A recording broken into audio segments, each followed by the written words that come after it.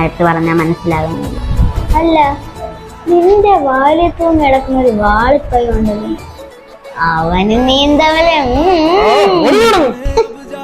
നമ്മളേ.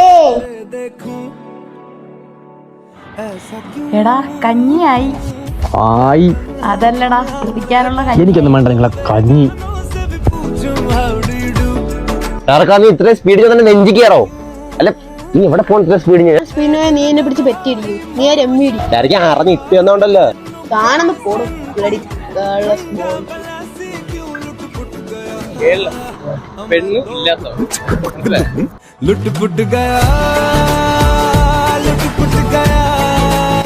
മക്കളെ പാലില് ബൂസ്റ്റ് ഇടണോ ഹോർലിക്സ് ഇടണോടാ?